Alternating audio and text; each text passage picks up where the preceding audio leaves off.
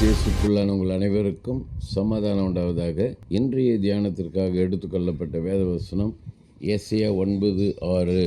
நமக்கொரு பாலகன் பிறந்தார், நமக்கொரு குமாரன் கொடுக்கப்பட்டார், கர்த்தத்துவம் அவர் தோளின் மேல் இருக்கும்.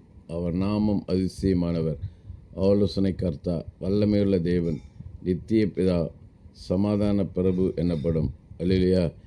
ஆண்டவருக்கு அநேக நாமங்கள் உண்டு. குறிப்பாக ஏசாயா தீர்க்கதரிசி இந்த அதிகாரத்தில் குறிப்பிடுகிற 5 நாமங்கள் ஆண்டவருடைய நாமங்கள். 1 அதிசயமானவர், 2 ஆலோசனை கர்த்தா, 3 வல்லமையுள்ள தேவன், 4 நித்திய பிதா, சமாதான பிரபு. ஆக இந்த 5 நாமங்களில் முதல் நாமம் அதிசயமானவர். ஆண்டவருடைய பிறப்பில் அதிசயம், அவருடைய மரணம் அடக்கம் உயிர்த்ததில் அதிசயம். அதுக்கு தான் சொல்கிறார், என்னால் செய்யக்கூடாத அதிசயமான காரியம் ஒன்று உண்டோ. மனோவாவுக்கு தரிசனம் ஆகிற நேரத்தில் மனோவா கேட்குறார், உங்களுடைய நாமம் என்ன? என்னுடைய நாமத்தின் என்ன கேட்பானேன்? என் நாமம் அதிசயம். பாருங்கள், நம்முடைய ஆண்டவர் அதிசயமானவர், அதிசயங்களை செய்கிற தேவன். 2000 ஆண்டுகளுக்கு முன்பாக மாத்திரமல்ல, இன்றைக்கும் 2025ஆம் ஆண்டிலும் ஆண்டவர் அதிசயங்களை செய்கிறவர். அடுத்தது அவர் ஆலோசனை கர்த்தர், குட் கவுன்சிலர்.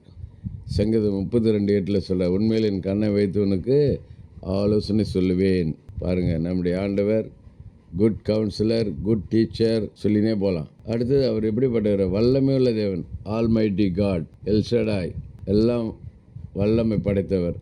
சாத்தான் மீது வல்லமை படைத்தவர், மரணத்தின் மீது வல்லமை படைத்தவர், படைப்பின் மீது வல்லமை படைத்தவர், இயற்கையின் மீது வல்லமை படைத்தவர். காற்றையும் கடலையும் பார்த்து எறியாதேன்னு சொன்னார், அமைதலாயிற்று. அசுத்தாவி விட்டு புறப்பட்டு போன்னு சொன்னார், உடனே போனது. இப்படி ஆண்டவருடைய வல்லமை. ஆக பார்க்குற அதிசயமானவர், ஆலோசனை கர்த்தா, வல்லமையுள்ள தேவன். அவர் யாருன்னா நித்திய பிதா. ஆமாம், நித்திய பிதா.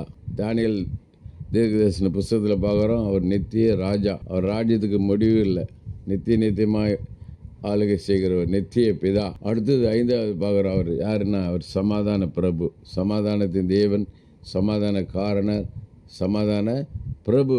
ஆகதான் இந்த 5 நாமங்களை உடையவராக இருக்கிற அவரை நாம் ஆராதிக்கிறோம்.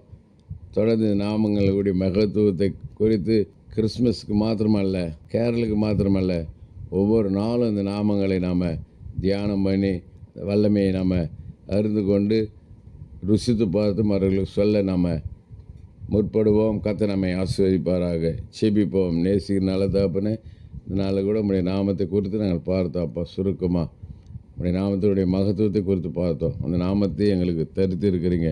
அதை நாங்கள் அசூசிப்படுத்தாதபடிக்கு, எங்கள் மூலமாக உங்களுடைய நாமம் தூஷிக்கப்படாதபடிக்கு காத்துக்கொள்ள உதவிச்சு. இயேசுவின் நாமத்தில் ஜெபிக்கிற நல்ல பிதாவே, ஆமென்.